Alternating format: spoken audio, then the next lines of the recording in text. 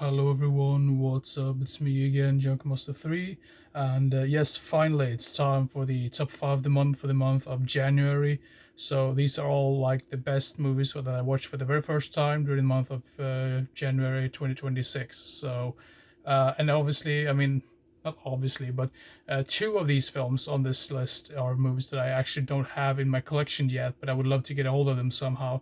Yeah, just to make that clear before I continue with the video itself. So let's begin right away, shall we? So at number 5 we have the classic war movie right here called The Bridge on the River Kwai, which actually has. I mean, the reason why I look at this direction is because I have all the information like on IMDb right here.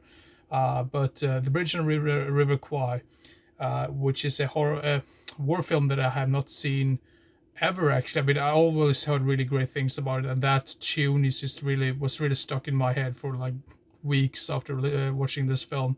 But all around, great performances. You have Alec Guinness in this one, and William Holden. I believe Alec Guinness was actually nominated for an Oscar for this role, and I can totally understand that.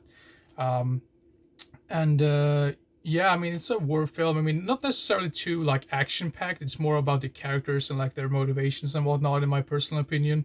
But great cinematography, great score, really awesome looking locations as well, and great acting.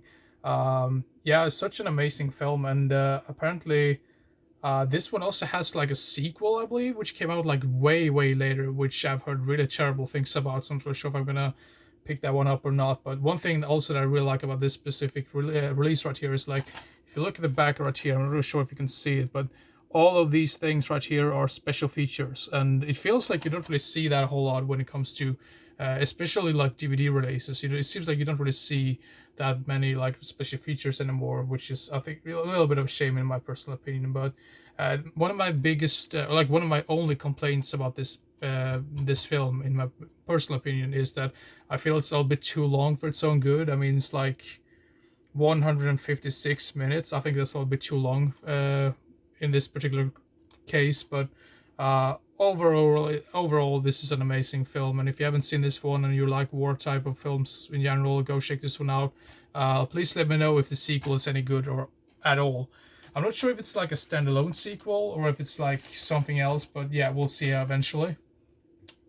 So at number 4, I mean, obviously, I mean, Bridge on River Kwai is probably regarded as the best film on this particular list in general. But I mean, I kind of like base my rankings on which films that I can see myself rewatching anytime soon. So it doesn't necessarily mean that I think The Bridge on the River Kwai is a bad film, but it's like a film that really demands a whole lot of you. Like try to like um remember all the things that are happening, and it's like a really long film. It's sort of like the same thing when it comes to like Lord of the Rings. You can't like watch Lord of the Rings every single day and like once a week or whatever. I mean, I probably could, but I mean that can only send my like my opinion about that. But anyway, let's move on because now he's completely lost track here right here. But number 4 we have the movie called Milano Calibro 9, which is also just known as Caliber 9, I believe.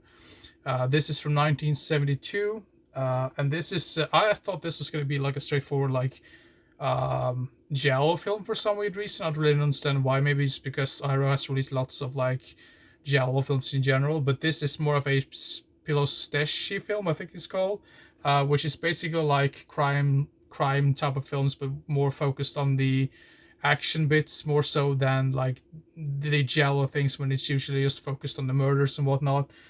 This one is about a guy who's like in this like mob or like this criminal gang or whatever, and he gets sent to prison, and then he tries to once he get out, he wants out of the whole like that criminal life in general, but yeah, he sort of like gets back into the whole thing, and like the whole scenario just goes absolutely crazy for him. So very interesting film, and it kind of feels somewhat realistic as well. And I mean, because sometimes when it comes to some of these like gangster type films in general, they don't really seem very like I mean likely to happen. But in this case, I think it felt very realistic, and I really like the performances all around as well. And I really need to watch more movies by this guy, Fernando Di Leo. I think he's directed lots of these like Pilasteschi films from the 70s. So Milano Calibro 9, yeah, great film, great Italian film right there.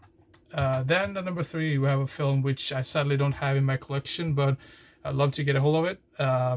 And it is the movie called Ex-Drummer from 2007.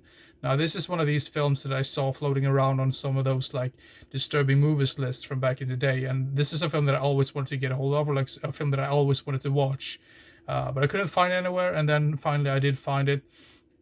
I mean, like on streaming in a way you could say.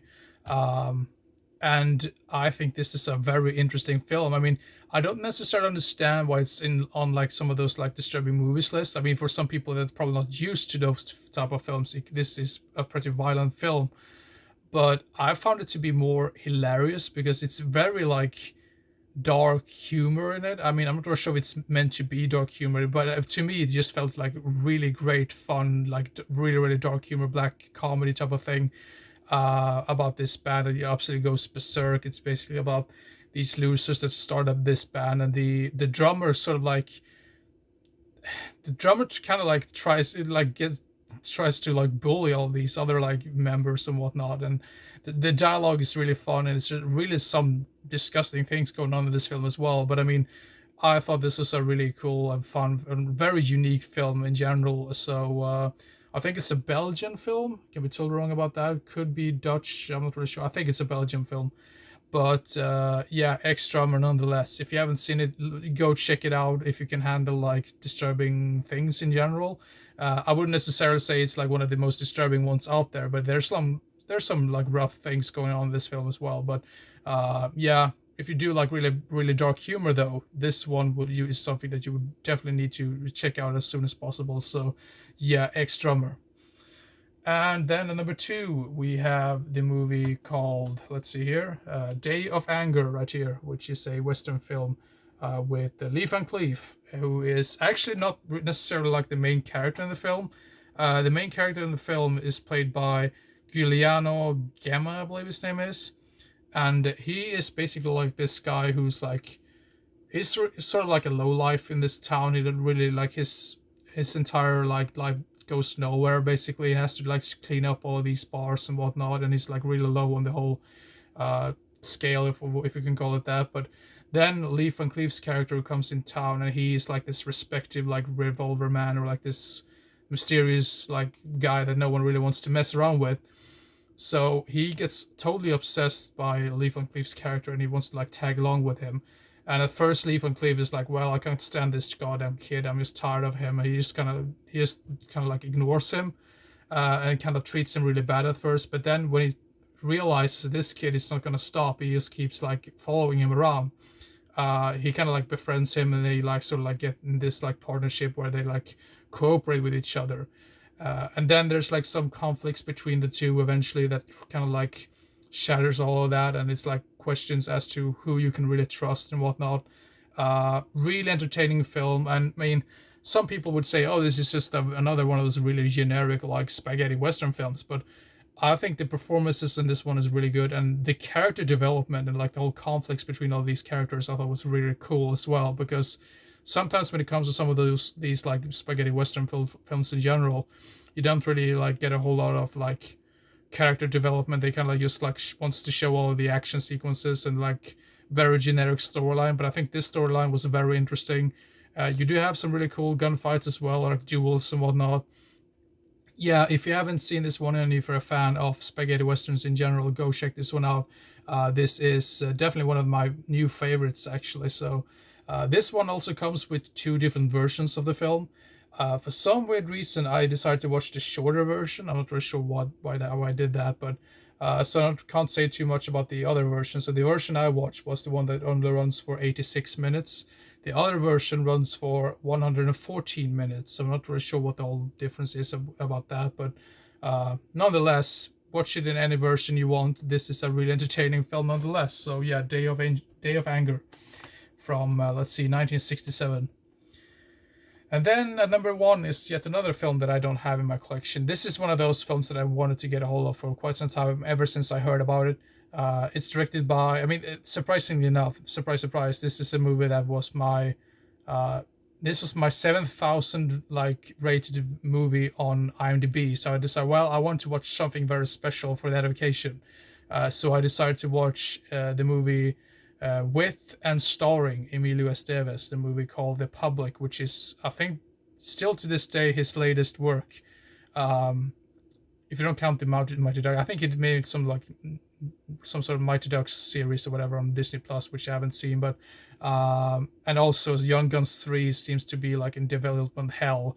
I don't really show how bad his project is going on, but The Public nonetheless is a very entertaining film. It's sort of like a drama comedy in a way. I mean, I would say it doesn't necessarily say it's a comedy film, but there's some really hilarious bits in this one.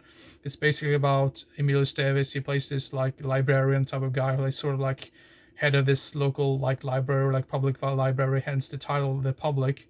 So all these people go into this library, public library, and some of them are homeless, so they kind of like want to stay in there because there's such cold weather outside. And Emilio Estevez tries to like stand up for them eventually, and there's like conflicts between all these other characters. And Christian Slater also shows up, and his character is just a real scumbag. He obviously knows how to play a scumbag really, really well. But yeah, really fun and really sort of like a feel good type of film as well. Even there's some really weird things going on in this film. But yeah, if you do like Emilio Estevez as much as I do, go give this one a watch. I think it's a very entertaining movie and interesting, and also very underrated. I think more people should give this one a watch in general. So yeah, The Public at number 1 from 2018. So yeah. So there you have it. Those are my top 5 movies of the month, or the month of January. Sorry for like rambling on with some of these titles, because sometimes I just don't really know what I'm talking about. It just seems that I'm just completely delusional. But anyway, I hope you enjoyed this particular video. I'm not really sure what the next video is going to be about. Maybe I might as well make some sort of like review video, or yet I'm just going to continue with the 2000s series, where I rank all of my favorite horror movies from the 2000s, basically, or like each year in the 2000s. So I think that's probably going to be the prioritization right there. So anyway, if you did like this video, give it a thumbs up, leave a comment or two. Have you seen any of these movies that I talked about in this video? Please let me know about that. I would love to hear your opinion about these films if you've seen them. And also, if you would like to follow me on YouTube, you could consider to subscribe to my channel if you want to. But yeah, anyway, hope you enjoyed this particular video, and see you next time. Bye bye.